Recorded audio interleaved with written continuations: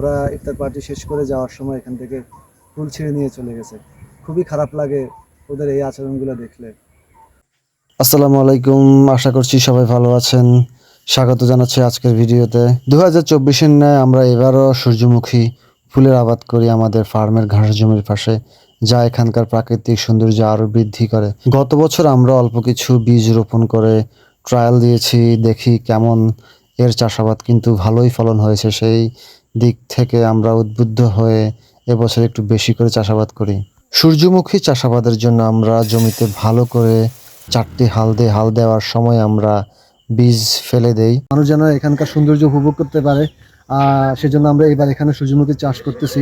সূর্যমুখী এমন একটা ফসল যা দর্শনার্থীদের অতিরিক্ত আকৃষ্ট করে, এবং বাচ্চারাও যেন ফুল ছিটতে না পারে সেই দিক চিন্তা করে আমরা ক্ষেতের চারপাশ দিয়ে জাল দিয়ে ঘেরাও করে রেখেছি। এত কিছুর পরেও বাচ্চারা এসে অনেক ফুল নষ্ট করে ফেলে। সম্মানিত দর্শক, আপনি যদি এখন পর্যন্ত আমার ভিডিওটি দেখে থাকেন তাহলে অবশ্যই কৃষিকাজকে আপনি মন থেকে ভালোবাসেন, সেই জন্য রিকোয়েস্ট করছি আমাদের পেজটি ফলো দিয়ে সঙ্গে থাকুন। সূর্যমুখী বাগানের সব ফুল ফুটে গেলে দূর থেকে অনেক সৌন্দর্য দেখাচ্ছিল, সেই জন্য অনেক দর্শনার্থী এসে এখানে ভিড় জমায়। পুরুষদের পাশাপাশি নারীরাও এসে এখানে ভিড় জমায়। দর্শনার্থীরা ছবি তোলার পাশাপাশি সোশ্যাল প্ল্যাটফর্মের জন্য ভিডিও মেকিংও করে। তরুণদের পাশাপাশি বয়স্করাও ফুলের সৌন্দর্য দেখতে এসে তাদের মনের ভাব প্রকাশ করে। আমি আসলে প্রকৃতি প্রেমী বা ঘোরাফেরা একটু পছন্দ করি, সেই হিসাবে আমিও আসলাম ছবি তুলতে এখানে। তো এখানে আসার পরে দেখছি এই যে অনেকগুলো ভুট্টা গাছ, ভুট্টা বাগান, তারপরে আপনার সূর্যমুখী বাগান ওই পাশেও আছে। তারপরে জানতে পারলাম সবগুলার কারিগর আসলে আপনি, এগুলা আপনি রোপণ করছেন, আপনি চাষ করতেছেন, জেনে খুব খুশি হলাম। আপনি আসলে একজন সমাজসেবক মানুষ, এবং কি এলাকাতে আপনি অনেক পরিশ্রম করেন, শাকসবজি চাষ করেন, একজন কর্মঠ মানুষ।